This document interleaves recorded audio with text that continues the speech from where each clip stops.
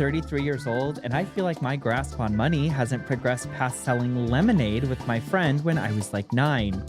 Even that's a stretch because her dad tried to teach us about profit and net something, something.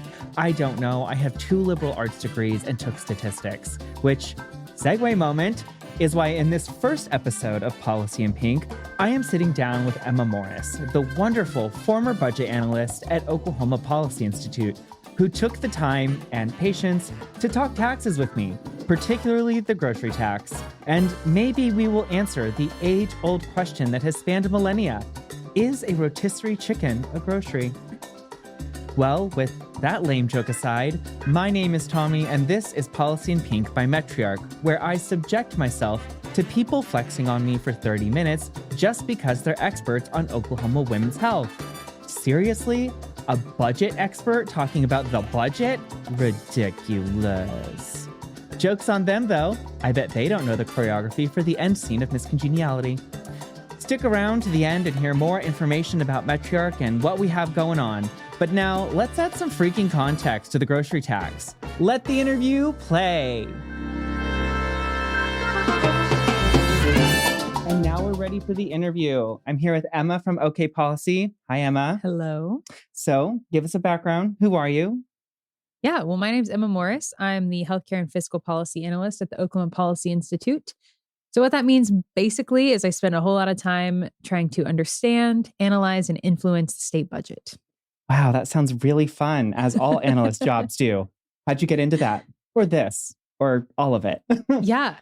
So I started working right out of college at a prison reentry program, providing direct services, trying to help folks reintegrate from incarceration into our communities. And I really loved my time there. Had a great experience, met a lot of really, really great people. But I eventually started to really start thinking about how I might want to try and make broader change, right?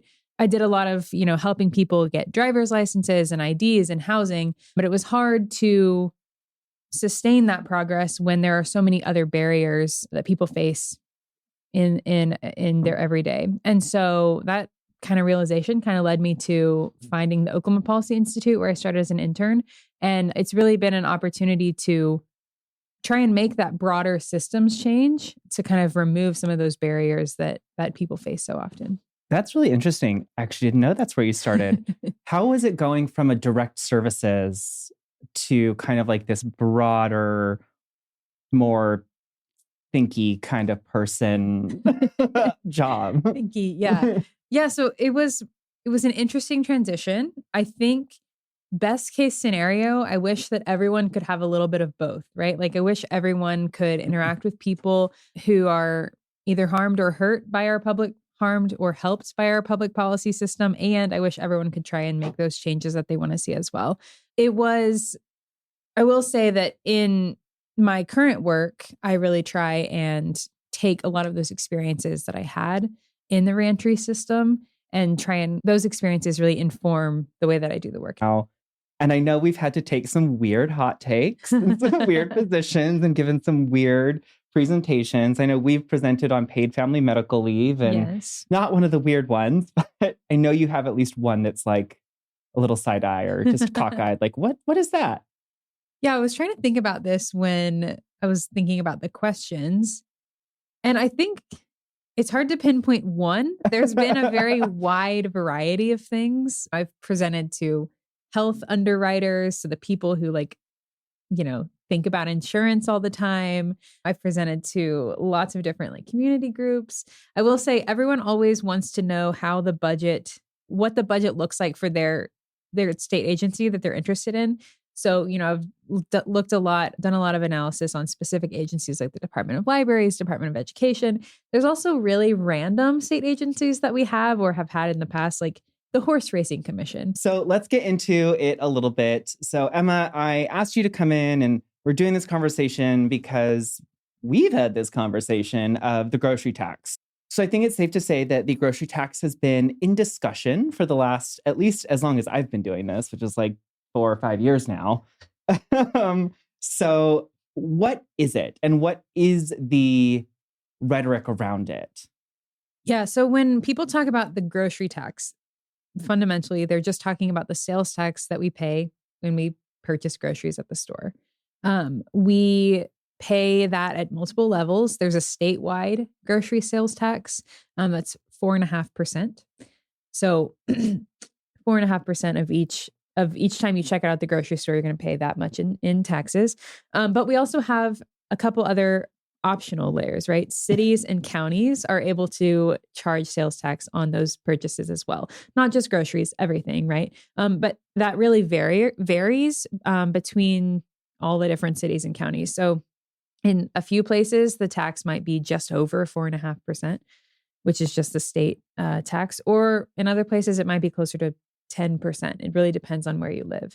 At the state level, that tax goes towards funding a lot of things that we use. And we can probably talk more about that later. But particularly at the city and county level, the tax is really important for providing those local services. You think like firefighters, people who pick up your trash, all of those things.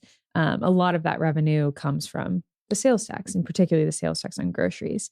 One thing about the grocery tax that I find helpful to understand from the beginning is that people who are purchasing things with WIC or SNAP dollars are not paying grocery taxes on those purchases. And so I think that kind of gets lost in some of the rhetoric around the grocery tax. We talk about eliminating it, but it's just really important to know that some purchases are already exempt. So I have a question about like that 10% then. Yeah. It's just to clarify, it's not that cities and counties are directly taxing groceries. It's just this is the general sales tax. Yes. Great clarification. So if a city puts a general sales tax of 2% on everything, you're going to pay that at the grocery store. You're going to pay that at, I don't know, if you go to GameStop, you're going to pay that wherever you're purchasing. I don't know why GameStop came into my head. How much did you just reference GameStop? But you're going to be paying that wherever. Good to know. And then also, can you maybe, I don't know if you can do this from memory, because I know there's various iterations of this policy. What is a grocery? Oh, Here, I'll even give you the springboard. It's not hot prepared food. That's the only one I can ever remember. Just kind of looking at like the average tax people are paying, which I think around the state is about 8.5%. Let's say we're talking about a 3-person family making about $40,000 a year. They're on average going to pay about $360 in grocery sales tax each year. Of course, that changes as your income changes and as you have fewer or more people in your family that you're feeding. But that's kind of the general for that specific average example family. If we're thinking about collective impact of the grocery sales tax, if we're thinking about the state level, that tax brings in about $370 million each year. So that is half the budget of the Department of Human Services. Slight change to how we define groceries.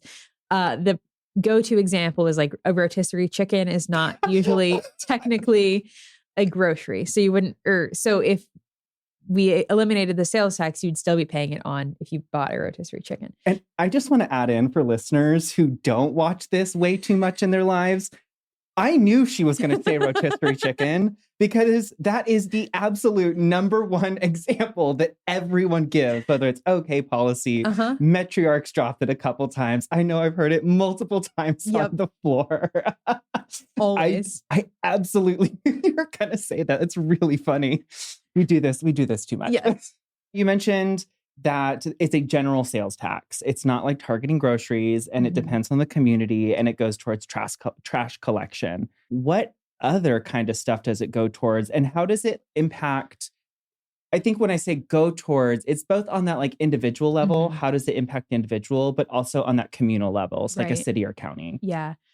That's a really great question. So if we're thinking about individuals, I have some numbers here that might be interesting. I love numbers. So we're thinking about what individuals are paying in the grocery tax. How is it impacting them? If we're thinking about the individual impact of the grocery tax, it of course, how much you're paying in grocery tax, of course, depends on how big your family is, how much money you're bringing home every year. But if we look at a typical example family, let's say a 3-person family, they're making about $40,000 a year. In state and local grocery taxes, they're going to be paying about $360 in that combined state and local grocery tax. And that is for, I believe, fiscal year 24, or the current year that we're in. And so that, of course, fluctuates as years change, as grocery prices change, because, of course, the tax you're paying depends on the cost of the groceries that you're buying.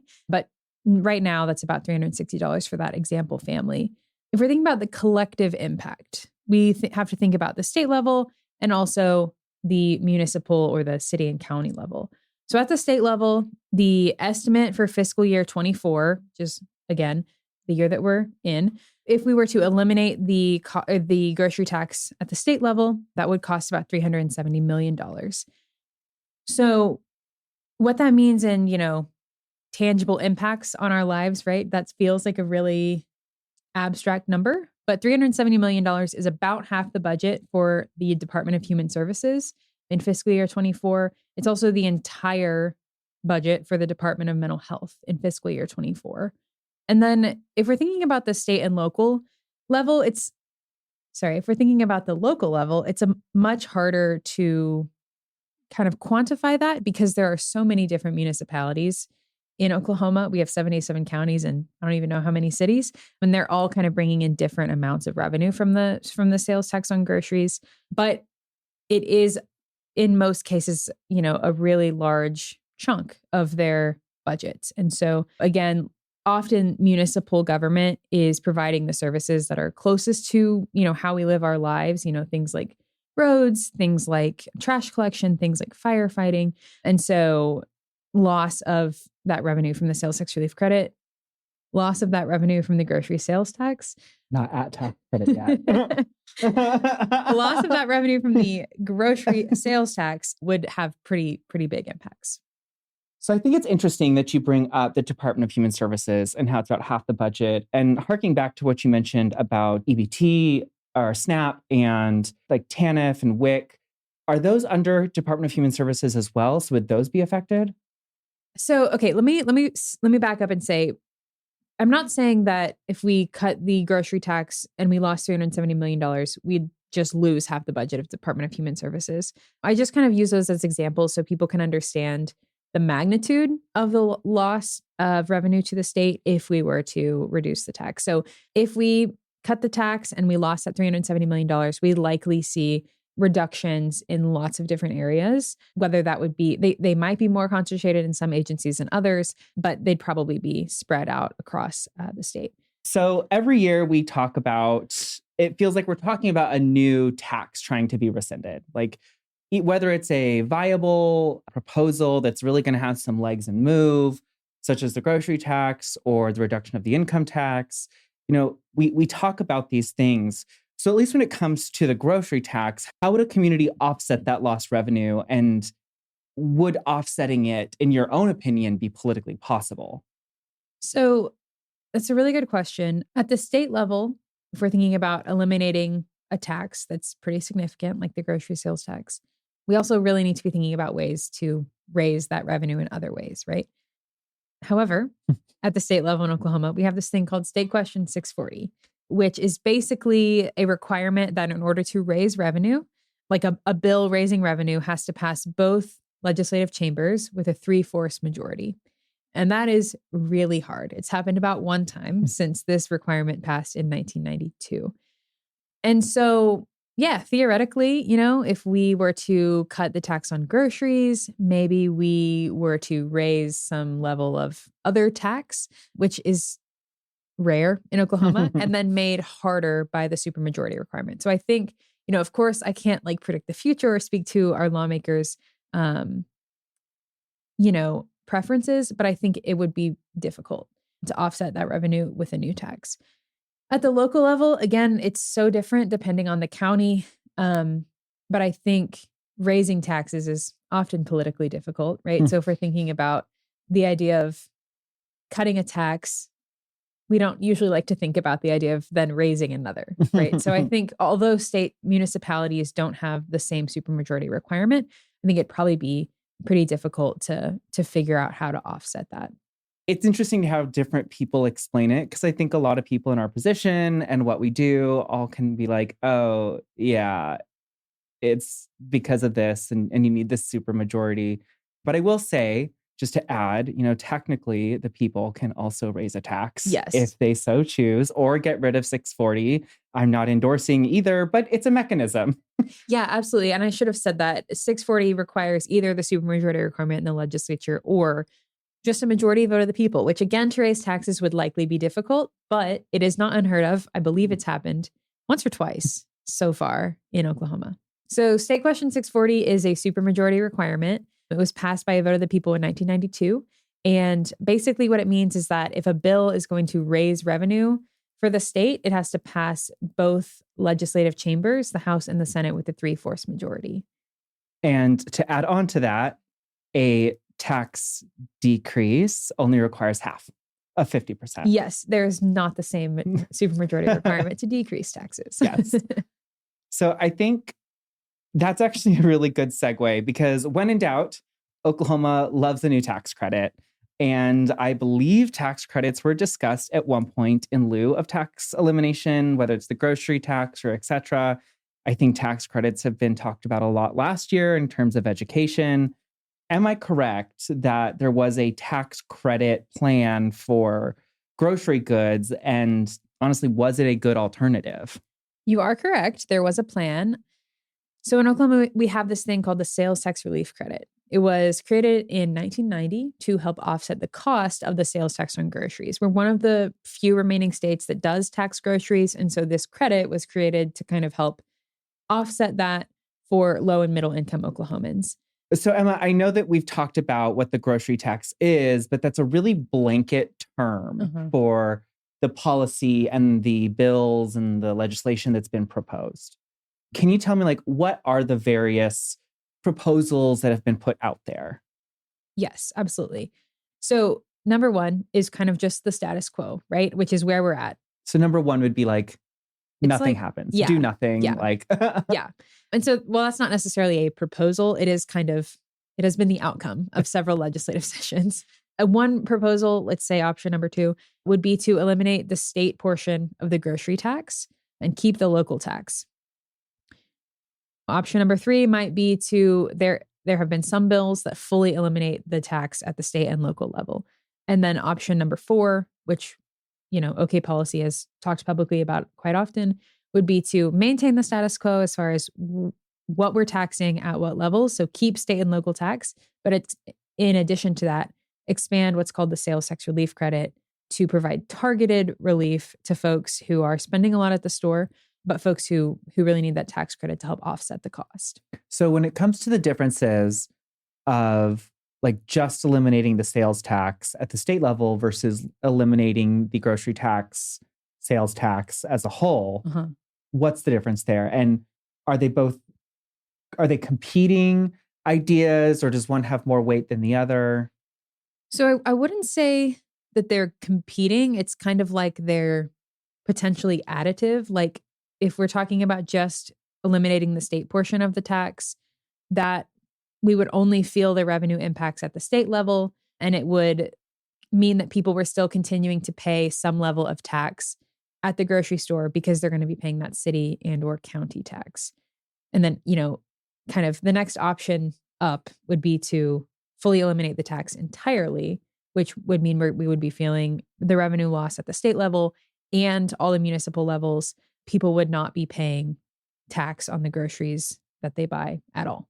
And so the elimination of the full tax, let's just say a broad scope across, would end up really hurting cities because they need that sales tax, correct? Correct. And so that's why you maybe see more strength in the keeping the sales tax at the municipal, but eliminating the state. Yes. I think that has been generally how people have leaned in the past few sessions. Of course, neither of them have passed, but yes, I think there is probably more interest in the just eliminating the state portion and maintaining the local portion. So now that we kind of have the idea of what these scenarios are, what these possible paths could be, what is the impact of the tax credit plan, since it seems to be that's what OK Policy has done the most research on? Absolutely. So Okay. if you don't mind, Yeah, I re-explain what totally that can. impact is. And I'd just say keeping the bucket of what tax and where you're talking about a little more clear. Uh-huh. Because where I was getting confused is when you then dropped in this 120 number. And I was like, what are you talking Yeah, about? okay. Okay. So That's where I maybe was getting, stick with these 4 scenarios we've talked about. yeah, just really drill them down. Okay. And just be like the impact would be this, obviously landing on the end goal of it would be at the end of the year rather Uh-huh. than every day at the grocery store. Gotcha. But Yeah. this one would give you more money. Okay. Yeah. So the sales tax relief credit is a tax credit that you claim at tax time every year. And it was created in 1990 to, sorry, that freaked me out. It's a tax credit that you claim at tax time every year. It was created in 1990 to help offset the cost of the grocery tax. So the credit was set at $40 in 1990, and it remains at $40 today. So it's lost about 60% of its buying power, and it's really not achieving the goals that lawmakers in 1990 set out to achieve.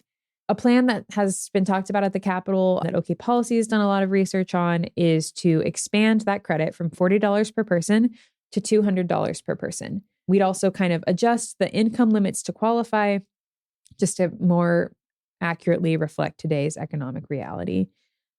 So, what that would mean in everyday Oklahomans' lives is that it would, while we would continue, the state and local governments would continue to tax groceries at the store, right? So, when you check out, you're going to be paying that tax. Claiming the $200 credit at tax time would offset what you're spending throughout the year. In many cases, you would even get a larger tax refund, a refund that is perhaps larger than what you spent throughout the year. So if we're thinking about the impact on people's wallets, right? If we're thinking about these 4 scenarios we talked about earlier, right now, the status quo is people are paying state and local grocery taxes throughout the year when they're checking out. If we're thinking about an average 3-person family making about $40,000 a year, right now they're paying about $360 in state and local taxes throughout the entire year. Scenario 2, we eliminate the state portion of the sales tax on groceries. And so people are still going to be paying the local portion every time that they check out at the store, but we're going to get rid of that 4.5% of the state tax. In that case, this example family would be paying about $120 in that local tax throughout the year. Because it wouldn't be eliminated. Right, because they're still going to be paying the local tax. It's just we've only eliminated the state tax. So they're still paying some. Scenario 3, we eliminate state and local, which, as we talked about earlier, has kind of been discussed a little bit less than these other options. If we eliminated the state and local, that hypothetical average family's not paying any sales tax at the grocery store, right? But if we option 4, scenario 4, if we leave state and local grocery taxes as is right now, so you continue to pay them at the store, but we expand the sales tax relief credit from $40 to $200 each year, you're still going to be paying it at the store, but you're going to claim that $200 per person credit when you file your taxes. You are going to receive this average hypothetical family, 3-person, $40,000 a year, would see a credit of about $120. So they are still going to be paying that throughout the year, and they're going to get that credit at tax time to help offset the cost. So can you explain? I numbers aren't the best for me. Full disclosure, I read bills and I figure out how it's going to make people healthy or not. So, not that the budget doesn't do that too. So you mentioned a $120 number. My brain says that's $40 per person in the household, which is the current credit. Right. How are you fitting in how does that fit into the 200? Can you just explain those numbers? Yes. So if you think about this family and they're filing tax time, or tax time comes and they're filing their taxes and they're claiming this $200 per person credit, the calculations that we did, which use, census data and data from the Bureau of Labor Statistics and the Institute on Taxation and Economic Policy, we took all that data and looked at if they're claiming the $200 credit, we know generally what they're paying, what their tax burden is, the $200 credit per person. So they're claiming the $600 credit. That's offsetting some of the taxes that they would have paid, and they are still getting $120 of credit. So 600 minus 120, 480 of their $600 credit is going to be offsetting what they would have been paying. Like So the their 480, taxes. the 480 kind of offsets the municipal and Well, what would have been the state. No, because you're not paying municipal income taxes. So let's say you go on TurboTax and you file your income taxes and it tells you that you owe $480 of taxes, Mhm. income taxes. You claim a $600 credit.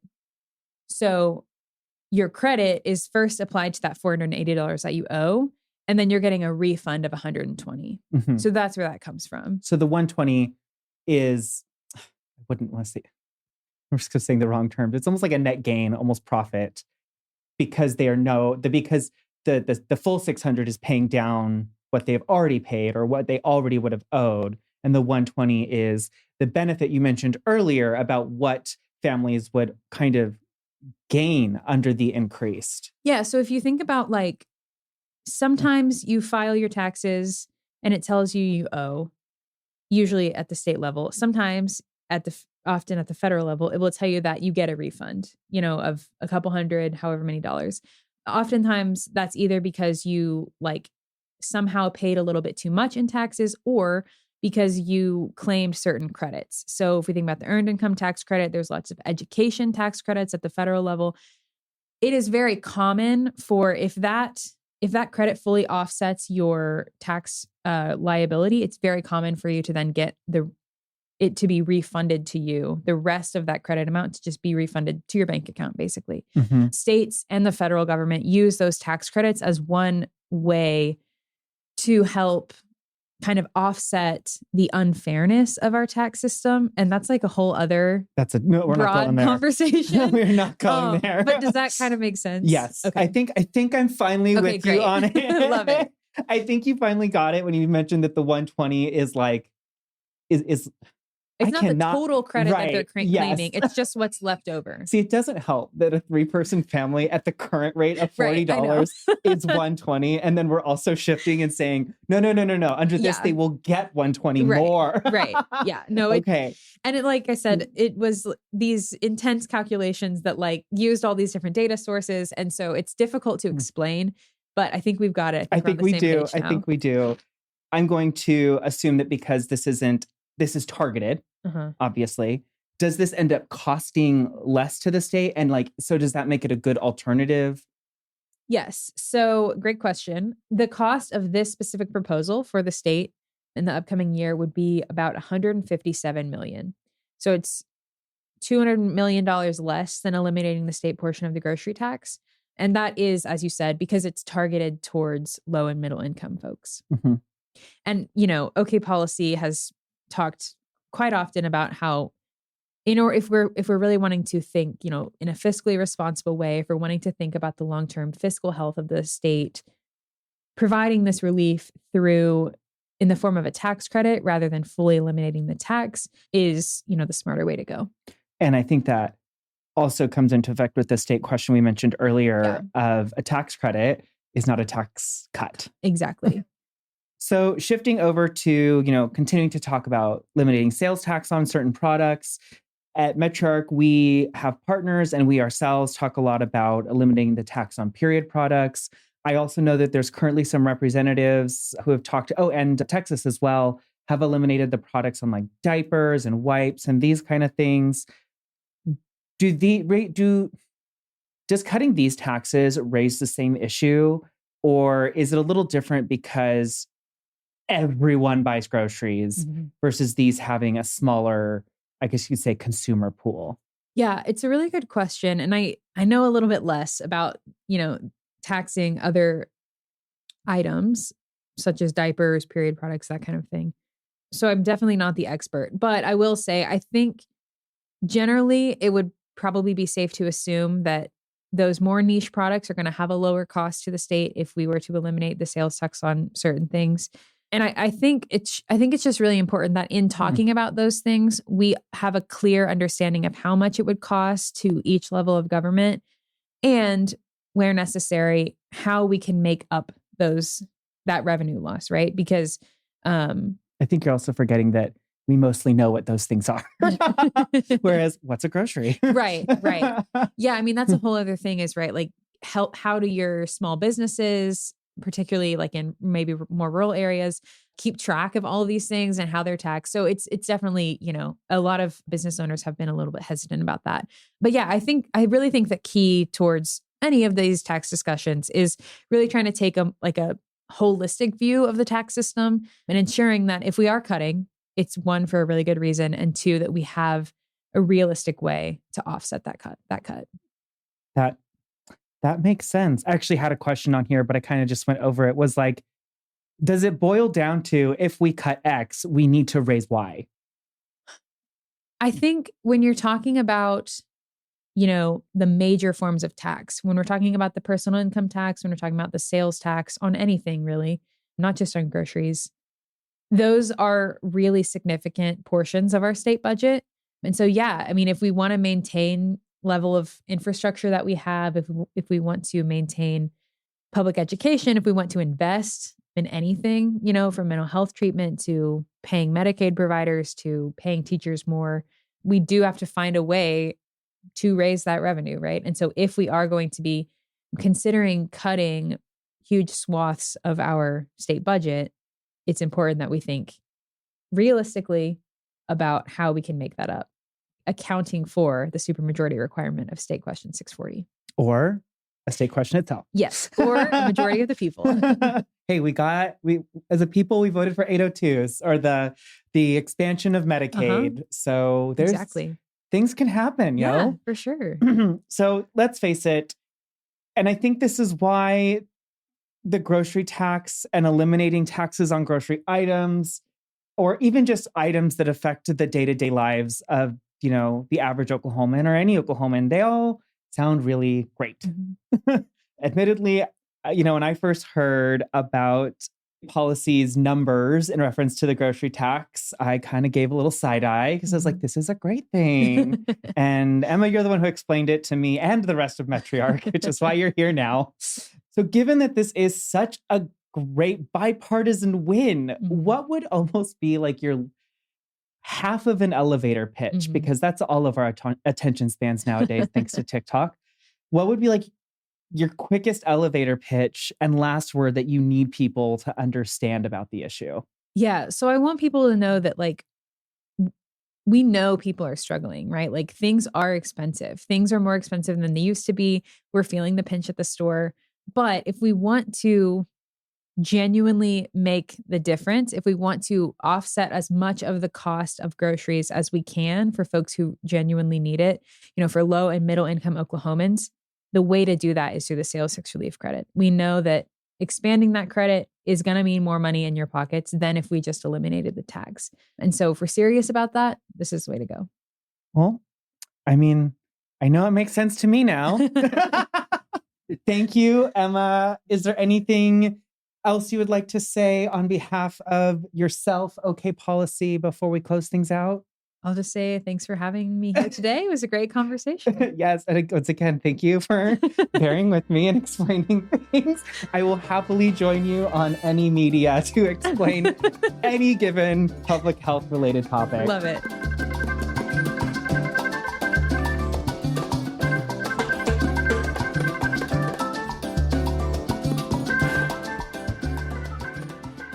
This has been Policy in Pink, presented by Metriarch, a public health think tank dedicated to Oklahoma women. Join me, Tommy, and a parade of esteemed experts every other week as we discuss the political banter surrounding women's health.